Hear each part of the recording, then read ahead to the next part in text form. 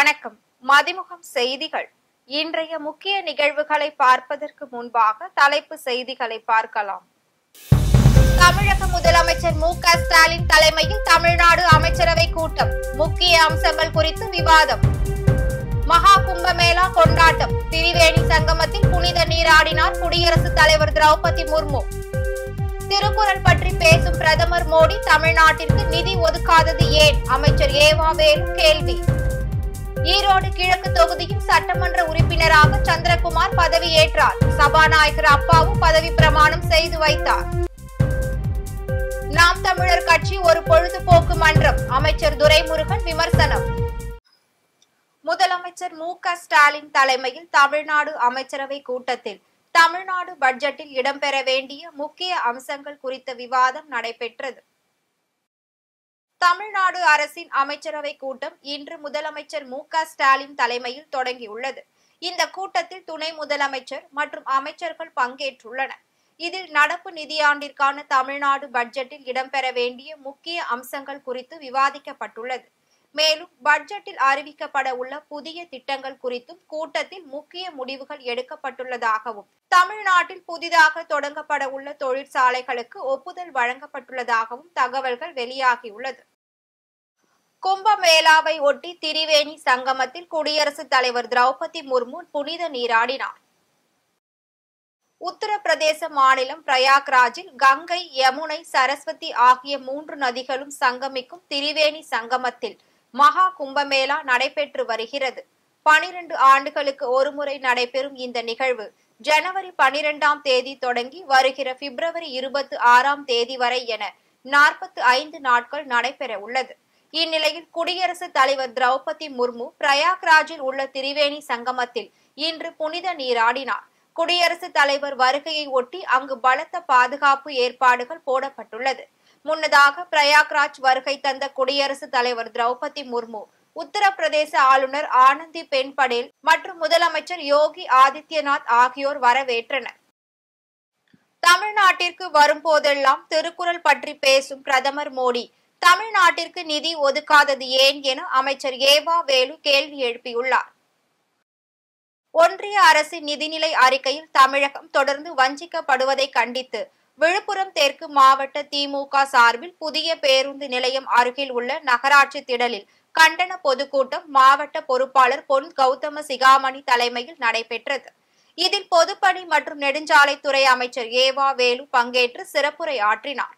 அப்போது பேசிய அவர், சமூக நீதி என்று பல பேர் பேசி வந்தாலும் சமூக நீதி போராளிகளுக்கு மணிமண்டபம் கட்டியவர் நம் தமிழக முதலமைச்சர் மு.க. ஸ்டாலின் என புகழாரம் சூட்டினார். தமிழ்நாட்டில் இருந்து செங்கோல் எடுத்து சென்று நாடாளுமன்றத்தில் வைக்கப்பட்டதை சுட்டிக்காட்டி தமிழ்நாட்டுக்கு என்ன திட்டங்கள் கொண்டு வந்துள்ளார் என கேள்வி எழுப்பினார். மேலும் தமிழ்நாட்டிற்கு வரும்போதெல்லாம் திருக்குறள் பற்றி பேசும் பிரதமர் மோடி ஏன் தமிழ்நாட்டிற்கு நிதி ஒதுக்கவில்லை என்றும் தமிழை ஏன் ஆட்சி மொழியாக்கவில்லை என்றும் குற்றம் சாட்டினார்.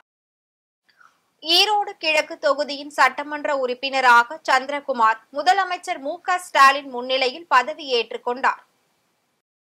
ஈரோடு கிழக்கு தொகுதியின் சட்டமன்ற உறுப்பினராக பதவி வகித்து வந்த EVKS இளங்கோவன் கடந்த ஆண்டு டிசம்பர் மாதம் உடல்நலக் குறைவால் காலமானார். அதனைத் தொடர்ந்து இந்த தொகுதிக்கு கடந்த பிப்ரவரி 5ஆம் தேதி இடைத்தேர்தல் நடைபெற்றது. இதில் 1,17,158 வாக்குகள் பெற்று திமுக வேட்பாளர் சந்திரகுமார் வெற்றி பெற்றார். அவரை எதிர்த்து போட்டியிட்ட நாம் தமிழர் கட்சியின் வேட்பாளர் சீதாலட்சுமி 23,822 வாக்குகள் பெற்று டெபாசிட் இழந்து தோல்வியை தழுவினார். இந்நிலையில் இடைத்தேர்தலில் வெற்றி பெற்ற சந்திரகுமார் முதலமைச்சர் மு.க. ஸ்டாலின் மற்றும் துணை முதலமைச்சர் உதயநிதி ஸ்டாலின் முன்னிலையில் ஈரோடு கிழக்கு தொகுதியின் சட்டமன்ற உறுப்பினராக பதவியேற்றுக் கொண்டார். அவருக்கு சபாநாயகர் அப்பாவு பதவி பிரமாணம் செய்து வைத்தார். மக்கள் திமுகவின் பக்கம் இருப்பதாலே ஈரோடு இடைத்தேர்தலில் வெற்றி பெற்றுள்ளதாகவும் நாம் தமிழர் கட்சி ஒரு பொழுதுபோக்கு மன்றம் என அமைச்சர் துரைமுருகன் விமர்சித்துள்ளார். வேலூர் மாவட்டம் அணைக்கட்டு கெங்கநல்லூரில் திமுக பொதுக்கூட்டமானது சட்டமன்ற உறுப்பினர் நந்தகுமார் தலைமையில் நடைபெற்றது. இதில் திமுக பொதுச் செயலாளரும் தமிழக நீர்வளத்துறை அமைச்சருமான துரைமுருகன் கலந்து கொண்டார். அதன் பின்னர் செய்தியாளர்களிடம் பேசிய அவர், தமிழகத்தில் தாமரையை மலர வைக்க மோடியால் மட்டும் இன்றி பாஜகவினரால் ஒருபோதும் முடியாது என்றும் நாம் தமிழர் கட்சி ஒரு பொழுதுபோக்கு மன்றம் என்றும் விமர்சித்து பேசியுள்ளார். மேலும் மக்கள் திமுகவின் பக்கம் இருப்பதால் மட்டுமே இந்த வெற்றி தொடருவதாக பெருமிதம் தெரிவித்தார். ஏதாவது ஒரு மலர் செய்யலாமோ என்னமோ தெரியாது.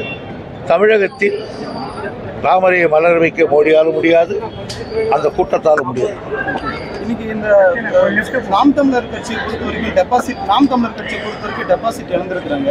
ஏன்னா சமீப நாட்களாக பெரியாரை பற்றி பேசிட்டு வந்தாங்க. பெரியார் மண்ணில் தான் அந்த தேர்தலே நடந்து முடிஞ்சிருக்குது. ஸோ இதன் மூலமா என்ன தெரியும்? அவங்க அவ்வளோ பணம் போயிடுச்சுன்னா கவலைப்பட மாட்டாங்க. அதை பற்றிலாம் கவலைப்படுறது கிடையாது. டெபாசிட் போகுது வருது எதை பற்றி கவலைப்படாது. அவங்க ஒரு பொழுதுபோக்கு மன்றம். இலங்கை கடற்படையினரால் கைது செய்யப்பட்டுள்ள காரைக்கால் மீனவர்களை விடுவிக்க ஒன்றிய மற்றும் மாநில அரசுகள் நடவடிக்கை மேற்கொள்ளவில்லை என்றால் போராட்டம் தொடரும் என புதுச்சேரி மாநில முன்னாள் முதலமைச்சர் நாராயணசாமி எச்சரிக்கை விடுத்துள்ளார். காரைக்கால் அடுத்த கிளிஞ்சல்மேடு மீனவ கிராமத்தை சேர்ந்த ஆனந்தவேல் என்பவருக்கு சொந்தமான விசைப்படகில் 13 மீனவர்கள் கடந்த மாதம் சென்றுள்ளனர். அங்கு எல்லை தாண்டி மீன் பிடித்ததாக கூறி இலங்கை கடற்படையினர் துப்பாக்கி சூடு நடத்தி அவர்களை கைது செய்துள்ளனர். இதில் செந்தமிழ் மற்றும் பாபு ஆகிய 2 மீனவர்கள் பலத்த காயங்கள் ஏற்பட்டுள்ளது. இந்நிலையில் மீனவர்கள் மீது துப்பாக்கி சூடு நடத்திய இலங்கை கடற்படையை கண்டித்தும் அவர்களை விடுவிக்க நடவடிக்கை எடுக்காத ஒன்றிய மற்றும் புதுச்சேரி மாநில அரசை கண்டித்தும் காரைக்கால் மாவட்ட மீனவ காங்கிரஸ் கட்சி சார்பில் காரைக்கால் புதிய பேருந்து நிலையம் அருகே கண்டன ஆர்ப்பாட்டம் நடைபெற்றது. இதில் புதுச்சேரி மாநில முன்னாள் முதல்வர் நாராயணசாமி பங்கேற்று கண்டன உரையாற்றினார். மேலும் புதுச்சேரி மாநில முதலமைச்சர் ரங்கசாமி மற்றும் அமைச்சர்கள் டெல்லி சென்று ஒன்றிய வெளியுறவுத்துறை அமைச்சர் மற்றும் பிரதமரை சந்தித்து இது தொடர்பாக பேசவில்லை என்றால் போராட்டம் தொடரும் என எச்சரிக்கை விடுத்துள்ளனர். முதலமைச்சர் ரங்கசாமி அவர்கள் கடிதத்தை பெற்றுக்கொண்டு பிரதமருக்கு கடிதம் எழுதுகிறார். ஆனால் அது சம்பந்தமாக மேல் நடவடிக்கை இல்லை. ஆனால் தமிழ்நாட்டை பொறுத்தவரையில நம்முடைய மீனவர்கள் தாக்கப்பட்டால், தமிழ்நாட்டு பகுதியில் இருக்கிற மீனவர்கள் தாக்கப்பட்டால் மாண்புமிகு முதலமைச்சர் ஸ்டாலின் அவர்கள் தங்களுடைய அமைச்சர்களை அனுப்பி வெளியுறவுத்துறை அமைச்சரை சந்தித்து பிரதமரை சந்தித்து கோரிக்கை வைக்கிறார்கள் விடுதலை செய்ய வேண்டும் என்று. அதை ஏன் ரங்கசாமி அவர்கள் செய்யவில்லை? அது மட்டுமல்ல, இந்த காரைக்கால் மீனவர்களை புதுச்சேரியில் என்ஆர் காங்கிரஸ் பாஜக கூட்டணி அரசு இருந்தாலும் கூட இவர்கள் புறக்கணிக்கிறார்கள். காங்கிரஸ் ஆட்சி காலத்தில் நாங்கள் செய்த வேலையை கூட இவர்கள் செய்யவில்லை. நாங்கள் இன்னும் ஒரு தினங்களிலே டெல்லிக்கு செல்கிறோம். நானும் எங்களுடைய பாராளுமன்ற உறுப்பினர் மரியாதைக்குரிய வைத்திலிங்கம் அவர்களும் வெளியுறவுத்துறை அமைச்சரை சந்தித்து அழுத்தம் கொடுப்போம். இந்த மீனவ சமுதாய மக்கள் படுகின்ற அவதியை நாம் பொறுத்து கொண்டிருக்க முடியாது. மனித உரிமை மீறல் நடக்கிறது. இலங்கை அரசாங்கம் மனித உரிமை மீறல் செய்கிறது. மீனவர்களை துன்புறுத்துகிறது. அவருடைய படகுகளை கையகப்படுத்துகிறது. ஆகவே ஒட்டுமொத்தமாக இந்த மீனவர்களுடைய வாழ்வாதாரத்தை பாதிக்கின்ற அளவில் இலங்கை அரசு செயல்படுவதை வன்மையாக கண்டித்து இந்த ஆர்ப்பாட்டத்தை நடத்தியிருக்கிறோம். மசோதாக்கள் மீது முடிவு எடுப்பதற்காக தனி விருப்ப உரிமை ஆளுநருக்கு கிடையாது என ஆளுநருக்கு எதிராக பல்வேறு குற்றச்சாட்டுகளை முன்வைத்து வழக்கறிஞர் வாதிட்டார். தமிழ்நாடு ஆளுநர் ரவிக்கு எதிராக தமிழ்நாடு அரசு தொடர்ந்த வழக்கு மீதான விசாரணை உச்ச நீதிமன்றத்தில் நடைபெற்று வருகிறது. ஆளுநர் தரப்பு வாதங்களை இன்று முடிக்க உச்ச நீதிமன்றம் உத்தரவிட்டுள்ளது. இதில் அரசியல் சாசன பிரிவு 200 குறித்த விரிவான வாதங்களை ராகேஷ் திவேதி எழுத்துப்பூர்வமாக தாக்கல் செய்தார். அதன் பின்னர் வாதங்களை தொடங்கிய வழக்கறிஞர் பல்கலைக்கழக துணைவேந்தர் தேர்வு குழுவில் ஆளுநர் தலையிட்டு தடுப்பதை சுட்டிக்காட்டினார். மேலும் வேந்தர் பதவியில் இருந்து ஆளுநரை நீக்கும் வகையில் திருத்த மசோதா மாற்றி இயற்றப்பட்டுள்ளதாகவும் அதற்கு ஆளுநர் ஒப்புதல் அளிக்க மறுத்ததையும் தமிழ்நாடு அரசு வழக்கறிஞர் நீதிமன்றத்தில் வாதிட்டார். திருப்பூர் அருகே விபத்தில் உயிரிழந்தவர்களின் குடும்பத்தினரை அமைச்சர் சாமிநாதன் நேரில் சந்தித்து 3 லட்சம் ரூபாய் நிதி உதவி வழங்கியுள்ளார்.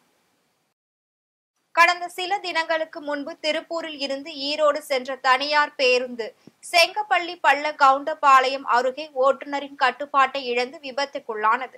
இந்த பேருந்தில் பயணம் செய்த தனியார் கல்லூரி மாணவர்கள் 3 பேர் உயிரிழந்தனர். மேலும் 50க்கும் மேற்பட்டோர் படு காயமடைந்த நிலையில் ஈரோடு மற்றும் திருப்பூர் தனியார் மருத்துவமனையில் சிகிச்சைக்காக அனுமதிக்கப்பட்டுள்ளனர். இதனைத் தொடர்ந்து விபத்தில் பலியான குடும்பத்தாருக்கு தமிழக முதல்வரின் பொது நிவாரண நிதியில் இருந்து தலா 3 லட்சம் ரூபாய் வழங்கப்படும் என தமிழக முதலமைச்சர் அறிவித்ததை தொடர்ந்து விபத்தில் உயிரிழந்த மாணவர்களான பெரியசாமி, ஹரிகிருஷ்ணன் மற்றும் குருராஜ் ஆகியோரின் குடும்பத்தாரை தமிழ் வளர்ச்சி மற்றும் செய்தித்துறை அமைச்சர் மு.பெ. சாமிநாதன் மற்றும் மாவட்ட ஆட்சியர் கிறிஸ்துராஜ், தெற்கு சட்டமன்ற உறுப்பினர் செல்வராஜ் ஆகியோர் நேரில் சந்தித்து ஆறுதல் கூறி 3 லட்சத்திற்கான காசோலையை வழங்கினர். ஈரோட்டை சேர்ந்த மாணவன் கார்முகிலன் சர்வதேச சிலம்ப போட்டியில் தங்கப் பதக்கம் வென்று சாதனை படைத்துள்ளார். ஈரோடு மாவட்டம் சத்தியமங்கலத்தை சேர்ந்தவர் கார்முகிலன். இவர் கோவை தனியார் கல்லூரியில் படித்து வருகிறார். சிலம்பத்தின் மீது ஆர்வம் கொண்ட இவர் நேபாளத்தில் நடைபெற்ற சர்வதேச சிலம்பம் போட்டியில் கலந்து கொண்டு தனிநபர் பிரிவில் தங்க பதக்கத்தை வென்று இந்தியாவிற்கு பெருமை சேர்த்துள்ளார். பதக்கத்துடன் தனது சொந்த ஊர் வந்த அவரை மக்கள் உற்சாக வரவேற்பு அளித்தனர்.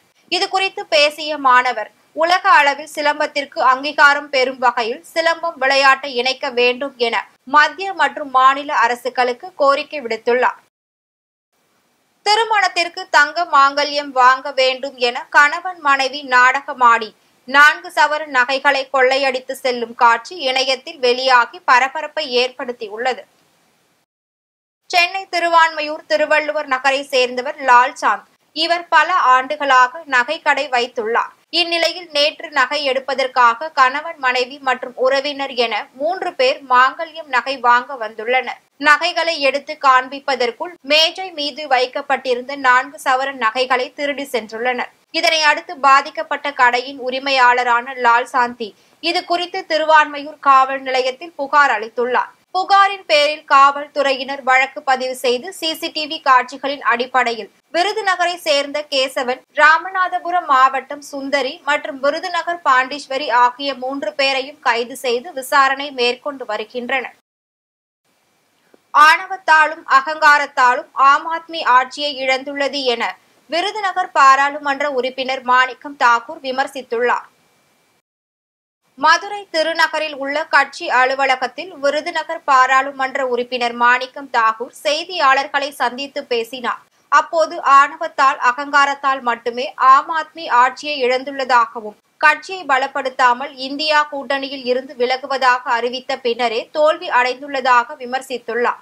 மேலும் டெல்லியில் பாஜக வெற்றி பெற்றிருப்பது அங்கு ஆபத்தை விளைவிக்கும் என தெரிவித்துள்ளார். வருத்தமான விஷயம், ஆம் ஆத்மி கட்சியினுடைய அகங்காரத்தால் விளைந்தது. அவர்கள் இந்தியா கூட்டணியை பாதுகாத்திருக்க வேண்டும், இந்தியா கூட்டணியை பலமாக வைத்திருக்க வேண்டும், காங்கிரஸ் கட்சியோடு கூட்டணி வைத்திருக்க வேண்டும். காங்கிரஸ் கட்சி தயாராக இருந்தது கூட்டணி வைப்பதற்கு. கடைசி நேரத்தில் காங்கிரஸ் டிசம்பர் 1ஆம் தேதி அரவிந்த் கெஜ்ரிவால் அவர்கள் பாராளுமன்ற கூட்டணி நடத்தி கூட்டணியில் இருந்தோம். டிசம்பர் 1ஆம் தேதி அறிவித்தார் கூட்டணி இல்லை என்று. அதனுடைய விளைவாகத்தான் இந்த நிலைக்கு வந்திருக்கிறார்கள். அவர்களை பொறுத்த மட்டும் இந்த தேர்தல் என்பது ஆம் ஆத்மியினுடைய அகங்காரத்தால் விளைந்தது. இந்தியா கூட்டணியுடைய மற்ற தலைவர்களும் இதை பார்த்துக் கொண்டிருப்பார்கள் என்று நம்புகிறேன். பல பெண்களை ஏமாற்றி திருமணம் செய்த நபரை கைது செய்ய கோரி பாதிக்கப்பட்ட பெண்ணின் தாய் மயிலாடுதுறை மாவட்ட காவல் ஆணையர் அலுவலகத்தில் புகார் அளித்துள்ளார். மயிலாடுதுறை மாவட்டம் பூதனூரை சேர்ந்த சுந்தராம்பாள் என்பவர் மகள் ஷியாமலா தேவி கடந்த ஜனவரி 27ஆம் தேதி முதல் காணவில்லை என பொறையார் காவல் நிலையத்தில் புகார் அளித்துள்ளார். இது குறித்து காவல்துறையினர் நடவடிக்கை மேற்கொள்ளாததால் வேதனை அடைந்த அவர் மயிலாடுதுறை காவல் ஆணையத்தின் அலுவலகத்தில் புகார் ஒன்றை அளித்துள்ளார். அதில் தனது மகளை அரசலங்குடி கிராமத்தை சேர்ந்த மோகன கண்ணன் கடத்தி சென்று திருமணம் செய்துள்ளதாகவும் ஏற்கனவே இவர் பல பெண்களை ஏமாற்றி உள்ளதாகவும் குற்றம் சாட்டியுள்ளார். எனவே தனது மகளை அவரிடமிருந்து மீட்டு தர கோரியும் பல பெண்களை ஏமாற்றி திருமணம் செய்த மோகன கண்ணனை கைது செய்து நடவடிக்கை எடுக்க வலியுறுத்தியும் அதில் குறிப்பிட்டுள்ளார். அந்த மினி பஸ்ஸில் போயிட்டு வந்துக்கிட்டு இருக்கிற அந்த மாணவிகளை இவர் லவ் பண்ணி அந்த ஒரு பெண்ணை, எங்கள் ஊரில் இருக்கக்கூடிய ஒரு பெண்ணை அழைச்சிட்டு போயிருக்கிறார். இவருக்கு 40 வயசு, அந்த பெண்ணுக்கு 21 வயதுங்க. இதில் பொறையார் காவல் நிலையத்தில் நம்ம கம்ப்ளைண்ட்ஸ் கொடுத்துருக்குறோம். விமன் மிஸ்ஸிங் போட்டிருக்கிறாங்க. அந்த பெண்ணை அழைத்து சென்று அந்த பெண்ணுக்கு தாலி கட்டி அதை வலைதளங்களில் போட்டிருக்கிறார்கள். மீண்டும் நம்ம பொறையார் காவல் நிலையத்திற்கு சென்று இது போல் இந்த தேடிக்கிட்டு இருந்த அந்த பெண்ணை திருமணம் செய்து அந்த திருமணம் செய்த ஃபோட்டோவை வாட்ஸ்அப் ஃபேஸ்புக்கில் போட்டிருக்காருன்னு சொல்லி திரும்பவும் நம்ம புகார் கொடுத்துருக்குறோம். அந்த புகாரின் அடிப்படையில் காவல்துறை அதிகாரிகள் தொடர்ந்து அவனை தேடிட்டு இருக்கிறாங்க. ஆனால் அவன் இன்னும் கண்டுபிடிக்கப்படலை. இதோட 12 நாட்கள் ஆகுது. இதில் இந்த மோகன கண்ணனுக்கு 5க்கு மேற்பட்ட திருமணங்கள் நடைபெற்றிருக்கிறது. அதில் ஒருத்தருடைய திருமணமான ஒரு 2 குழந்தைகளோடய அவர் அழைச்சிக்கிட்டு வந்து இங்கே குடும்பம் நடத்தியிருக்கிறாரு. இப்படி ஒரு பெரிய அளவில் நிறைய பெண்களை அந்த மோகனக்கண்ணை பாதிக்க வைத்திருக்கிறாரு. எப்படிங்கிற ஒரு விசாரணை போலீஸில் தெரிய வருது. அதில் சீர்காழி, தில்லையாடி, பூம்புகார், எடுத்துக்கட்டி, ஆயப்பாடி இப்படி போன்ற அந்த கிராமங்களில் நிறைய பெண்களுக்கு வலை விரித்து நான் அவன் இல்லை என்று சொல்லக்கூடிய அந்த படத்தை போலவே இப்படி ஒரு விஷயத்தை செஞ்சுருக்கிறாங்க. ஒரு 12 நாட்களாக தொடர்ந்து காவல் நிலையத்திற்கும் வீட்டுக்கும் தொடர்ந்து அலைஞ்சிக்கிட்டே இருக்கிறோம். காவல்துறை அதிகாரிகளும் முயற்சி எடுக்கிறாங்க. அதில் எந்த விதத்திலுமே அவன் அகப்படலை. ராணிப்பேட்டையில் இந்திய வளர்ச்சி இயக்கம் சார்பில் பள்ளி கல்லூரி மாணவர்களுக்கு கல்வி உதவித்தொகை வழங்கப்பட்டது. ராணிப்பேட்டை மாவட்டம் சோளிங்கர் அடுத்த பானாவரத்தில் இந்திய வளர்ச்சி இயக்கம் சார்பில் பள்ளி கல்லூரி மாணவர்களுக்கு கல்வி உதவித்தொகை வழங்கும் நிகழ்ச்சி இந்திய வளர்ச்சி இயக்க மாவட்ட திட்ட ஒருங்கிணைப்பாளர் வரலட்சுமி தலைமையில் நடைபெற்றது.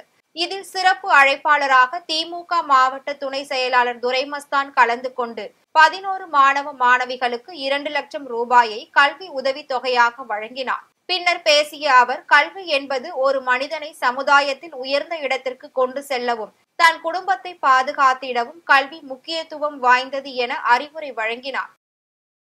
ஓடும் ரயிலில் இருந்து கர்ப்பிணி பெண்ணை கீழே தள்ளிவிடப்பட்ட சம்பவத்தை தொடர்ந்து திருப்பூரில் ரயில்வே காவல்துறையினர் சோதனை மேற்கொண்டனர்.